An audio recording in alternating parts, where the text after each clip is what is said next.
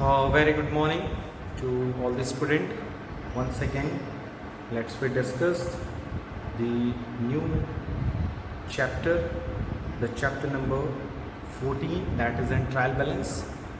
And you know very well, after the preparation of the journal or the subsidiary book according to the need of the organization, we prepared the ledger account, prepare a necessary ledger account to classify the transactions, as well as thereafter we discussed the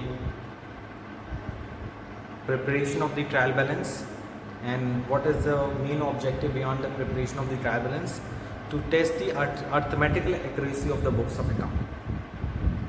So after discussing the concept of trial balance, before the discussing of the concept of trial balance and after the discussing the concept of the ledger, let's we solve the practical portion related to the posting from sales books to ledger. The next topic is posting from sales book to ledger. So ये topic discuss करने से पहले firstly we discuss the practical question number 6 of the page number 13.63, page number 13.63, and this question is related to the chapter number 13, and the question is record the following transactions in the sales book and post them into the ledger. So before the preparation of the ledger account, firstly we prepared the sales book. How we will prepare the sales book? Okay, how do we prepare the sales books? The format of the sales book are as follows, as you know very well. The first column is date, second is a particular, third is a general folio, ledger folio, next is amount detail, and last will be amount. Okay, so this is the format of sales book. So the first transaction is sold to Messrs. Banwari Lal and Sons on December 5, 2017. The date is Banwari Lal and Sons. Banwari Lal and Sons. And the amount is 2 lakh rupees. Less trade discount. Less trade discount. At which percentage? At the rate of 10% trade discount. So 2 lakh ka 10% is a 20,000. So net value will be a 1,80,000. Okay. The next transaction is sold to Messrs. Kanti Bhai and Sons. Kanti Bhai and Sons. And at which date? On 10. On December 10. And the item is 75 fans. 75 fans, and the cost of the one fan is 4,000. So the value is 1, 2, 3. It will be a 3 lakh. Second is 20 room coolers. 20 room cooler, and the value is 10,000 each. So it will be a 5 lakh. And according to the guarantee, according to the situation, you can see that the 8% trade discount is also applicable for this. It will be 40,000. So now it will be 4,60,000. Okay. Thereafter, the third transaction which are related to the Mahindra and Company, Kerala purchase from goods from us. हमसे goods खरीदा, इसका मतलब हमने उसको बेचा होगा. ठीक है. So on 16 the name of the supplier is Mahindra and Company, and the amount is very clear, 1,20,000. Less 10% trade discount, less 5% trade discount, and the value is 1,20,000. 60,000 deduct किया, 5% कितना है 6,000, so the value is 1,14,000. Now हम इसको total करेंगे. So this is called the total of the sales book. This is called the total of the sales book. Okay. This is called the total of the sales book. Total of the sales book, जब आप इसका total करेंगे तो it will be 7,54,000. So this called two sales. Okay. So हमने चीज़ों को adjust करके हमने सेल्स बुक प्रिपेयर कर लिया है. इसके बाद पहले हम ये टॉपिक पढ़ लेंगे, उसके बाद हम लोग ट्रायल बैलेंस की तरफ मूव ऑन करेंगे. उसके बाद हम लोग पोस्टिंग करेंगे. सबसे पहले पोस्टिंग कहाँ होगी? सेल्स अकाउंट में होगी. फॉर्मेट आपको पता ही है, how we will prepare the format. The format of the sales account is just like a ledger. It will be a date, particular amount, date, particular amount, and it is called JF. So you know very well, sales account क्या होता है? हमेशा credit होता है. तो sales book का जो credit होगा, सेल्स बुक का जो टोटल होगा, उसे हम ट्रांसफर करेंगे सेल्स अकाउंट के credit side. So it will be sundries as per sales book and the value is 7,54,000. ये कंप्लीट हो गया आपका सेल्स अकाउंट. सो आप क्या कर रहे हैं? सेल्स बुक की हेल्प से आप क्या कर रहे हो? 1 by 1 आप लेजर अकाउंट प्रिपेयर करें. पहले आपने सेल्स अकाउंट प्रिपेयर किया. अब जितने भी नॉमिनल अकाउंट हैं, ये 3 अकाउंट्स, पर्सनल अकाउंट सॉरी, जिसको आपने सामान बेचा है ऑन कैश और ऑन क्रेडिट, कैसे भी बेचा है आपने, और सबको किसको बेचा है? क्रेडिट सेल्स पे बेचा है. तो सबके अकाउंट को आप क्या करेंगे? ओपन करेंगे. पहले ओपन करेंगे Banwari Lal and sons. Format वही सेम रहेगा. Banwari Lal and sons credit हुए, so it will be a buy purchase account and the value is 1,80,000. Okay. The next is a Kanti Bhai and Sons. इसका जो अकाउंट का total आएगा वो भी आपको पता ही है. क्रेडिट में आएगा 460. So by purchase account 4,60,000.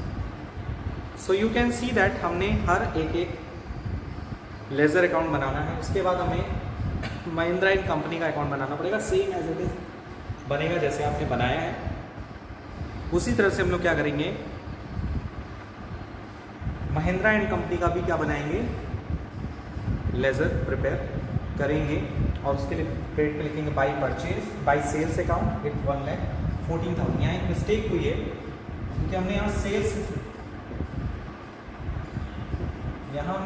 किया है, ना कि परचेज किया है. सो बाई सेल्स एक छोटी सी मिस्टेक थी, उसको आप करेक्ट कर लीजिए और उसको नोट डाउन कर लीजिए. This is the solution of the question 6.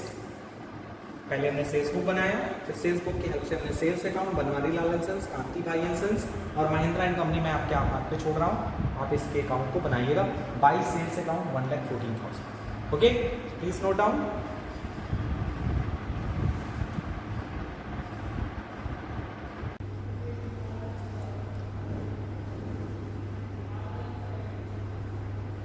Okay, so now we are moving to the next topic, and the next topic is related to the preparation of trial balance is treatment of closing stock in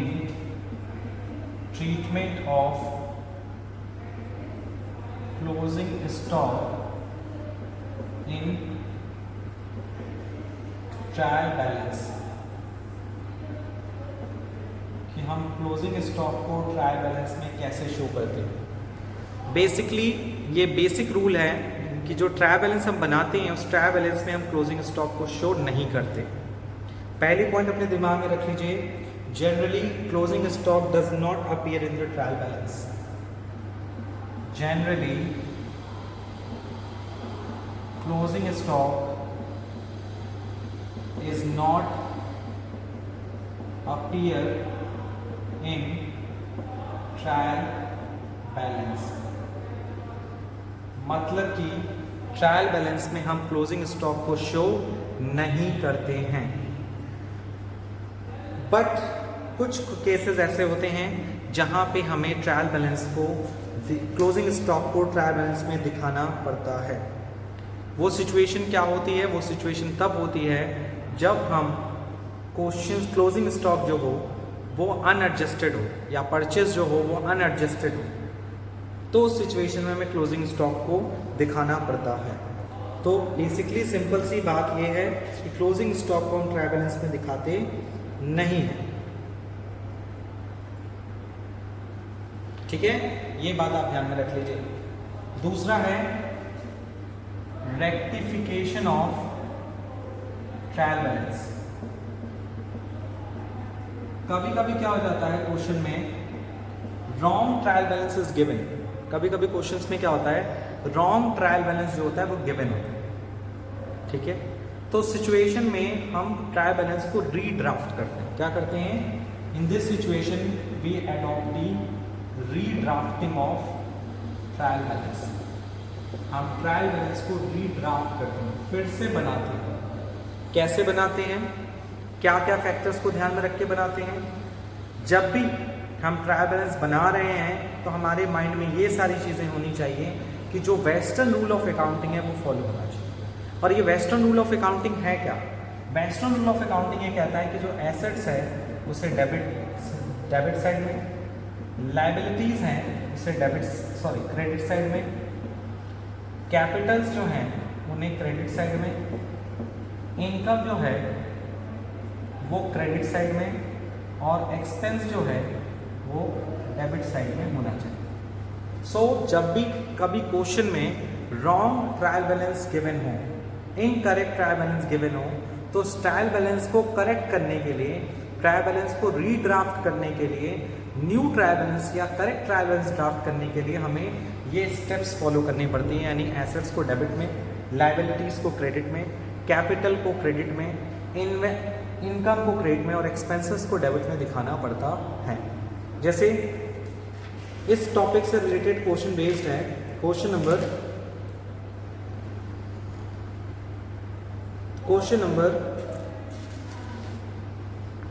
is 6। Question number 6 यही कह रहा है,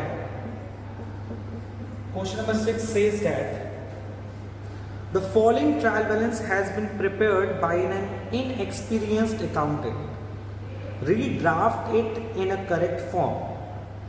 Name of account, balance debit, balance credit, and the various balances are given.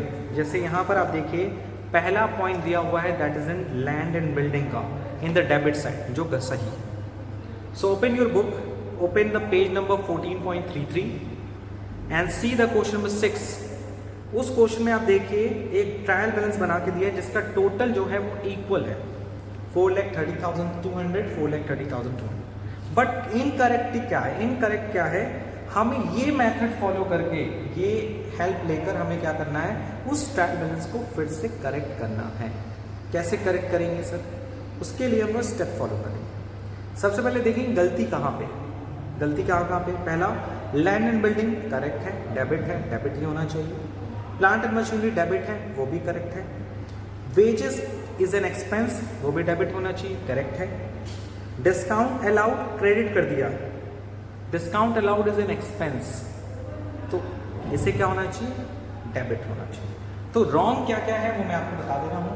इसमें wrong का मतलब ये होगा कि कौन कौन सा आइटम्स इस क्वेश्चन नंबर 6 में गलत साइड पोस्ट है, तो आप उसको अपोजिट साइड में कर दीजिएगा। जैसे वेजेस, जैसे डिस्काउंट अलाउड लिखा है क्रेडिट में, होना चाहिए डेबिट। क्लियर? ऐसा ही आप समझ जाइए क्वेश्चन को। डिस्काउंट रिसिप्ट गलत दिया है क्योंकि उसे होना चाहिए क्रेडिट में, क्योंकि वो इनकम होती है। Discount receipt is also wrong. Third wrong क्या किया हुआ है? परचेज डेबिट सही होना चाहिए क्योंकि एक्सपेंस होता है। सेल्स क्रेडिट है, सही है। रिटर्न इनवर्ड, रिटर्न इनवर्ड का मतलब क्या होता है? रिटर्न इनवर्ड होता है सेल्स रिटर्न, और सेल्स रिटर्न हमेशा डेबिट होता है। यहाँ क्या किया है उसने, क्रेडिट कर दिया। तो रिटर्न इनवर्ड भी गलत हो गया यहाँ पे। रिटर्न इनवर्ड क्या होना चाहिए, डेबिट होना चाहिए। फोर्थ क्या दिया हुआ है आपका, रिटर्न आउटवर्ड, वो भी गलत है, वो क्रेडिट होना चाहिए।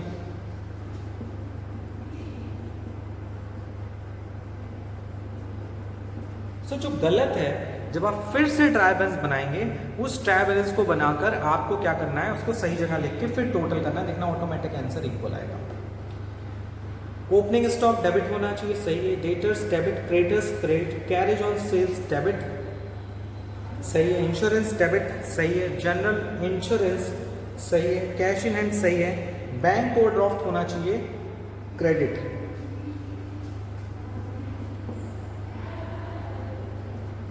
बैंक ओवरड्राफ्ट होना चाहिए, क्रेडिट।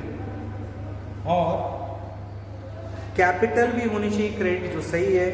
ड्राइंग होना चाहिए डेबिट, क्योंकि drawing is an opposite of capital.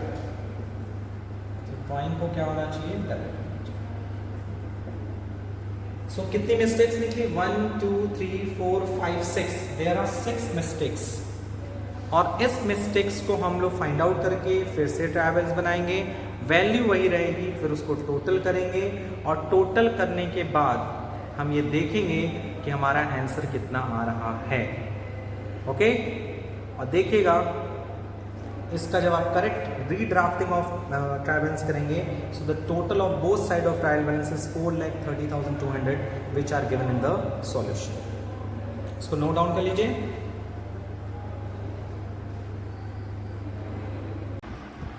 So after discussing the various important points related to the trial balance, firstly we discussed what is the meaning of trial balance, how we will prepare the trial balance with the help of the ledger. Thereafter we discussed what are the accounting treatment of closing stock in the trial balance, and which account should be debited in the trial balance and which account should be credited in the trial balance, as well as we discussed the preparation of the corrected trial balance, how we will prepare the corrected trial balance, हम कैसे सही trial balance prepare करेंगे with the help of the wrong trial balance। अगर कोई trial balance गलत दिया है तो उस ट्रायल बैलेंस से हम कैसे एक नया ट्रायल बैलेंस ड्राफ्ट कर सकते हैं with the help of the western rule of accounting. So पहले इसमें कुछ इंपॉर्टेंट पॉइंट्स थे जो मैंने आपको अभी जस्ट बताए हैं कि एसेट्स को हम लोग डेबिट करते हैं, लाइबिलिटीज़ को हम लोग क्रेडिट करते हैं, और कैपिटल को क्रेडिट करते हैं, इनकम को क्रेडिट करते हैं, और एक्सपेंसेस को डेबिट करते हैं। तो ये कुछ इंपॉर्टेंट पॉइंट्स हैं related to this. Now we are discussing about the another points related to the preparation of the trial balance, that is a suspense account, that is called suspense account. And what is the meaning of suspense account while preparing the trial balance, let's we discuss it. So what is the meaning of suspense account?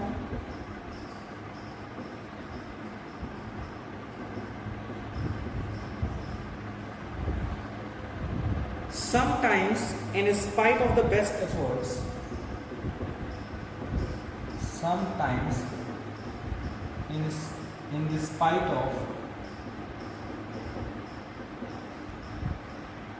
of best efforts of accountants,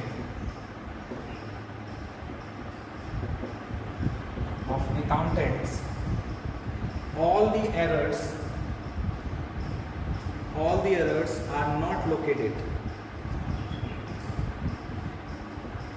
All the errors are not located, and the trial balance does not tally. Trial balance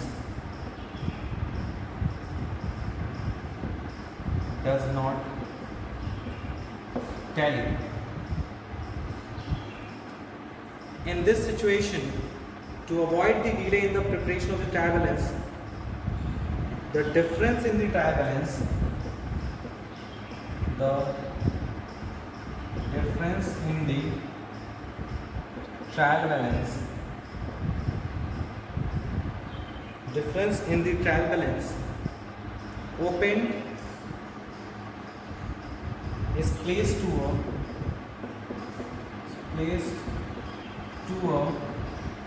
newly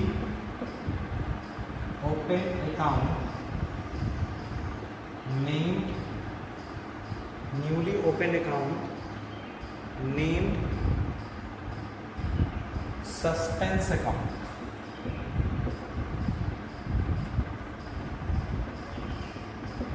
What is this? Suspense account. So this is the very best definition or meaning of the preparation of the trial balance at the time of the preparation of the trial balance. What is the meaning of suspense account?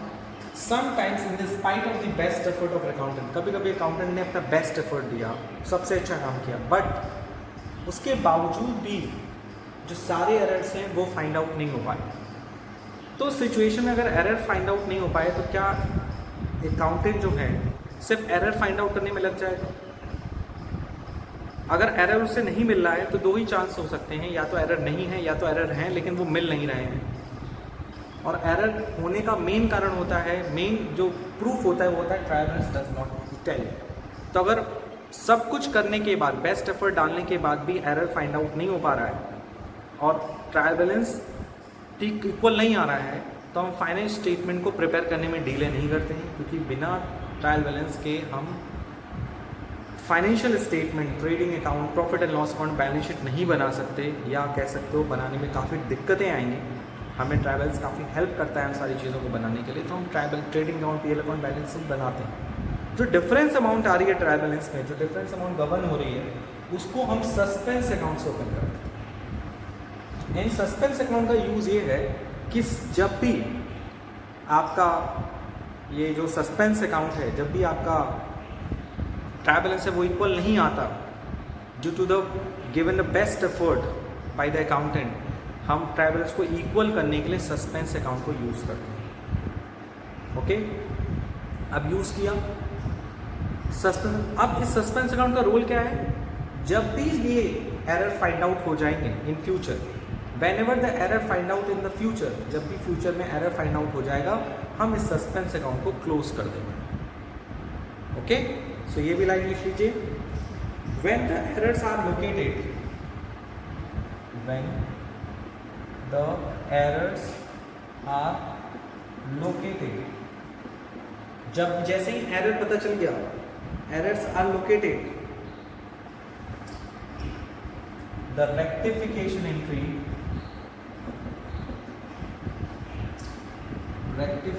entries will be passed with the help of suspense accounts. तो जैसे ही error located हो गया, rectification entry हम लोग पास कर देंगे. किसकी help से? सस्पेंस अकाउंट की हेल्प से हम लोग क्या करेंगे? पास कर देंगे. So this is a brief and short introduction of the suspense account. लेकिन हमेशा सस्पेंस अकाउंट ओपन नहीं करना है, इसे तभी ओपन करना है जब कोई ट्रायल बैलेंस इक्वल ना हो रहा और आपने बेस्ट एफर्ट दिया है तो. नोट डाउन कर लीजिए. So after discussing the very important concept that is in suspense account, let's be discuss the second important point related to the trial balance is किस किस तरह के अकाउंट्स होते हैं डेबिट बैलेंस में शो होते हैं द ट्रायल बैलेंस, और किस तरह के आइटम्स जो हैं वो क्रेडिट बैलेंस में शो होते हैं. सबसे पहले अगर हम लोग बात करें, मैं पहले लिस्ट बना रहा हूँ डेबिट का, फिर लिस्ट बनाऊँगा क्रेडिट का.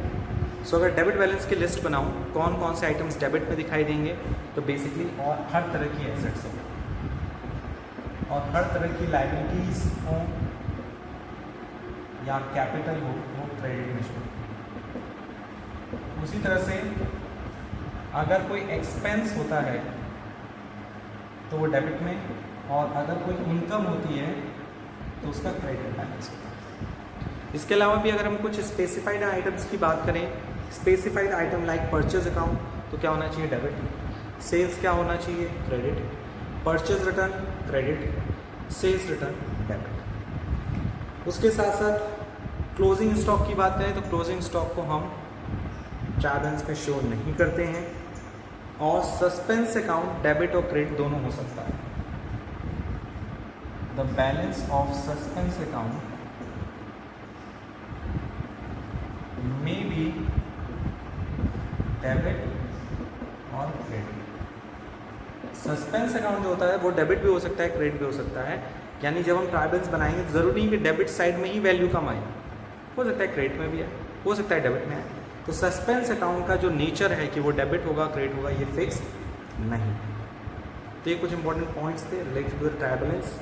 इसके बाद हम लोग न्यू चैप्टर पे मूव ऑन करेंगे with the solution of the few portion of related to the trial balance. आज इतना ही। Thank you, take care, good bye.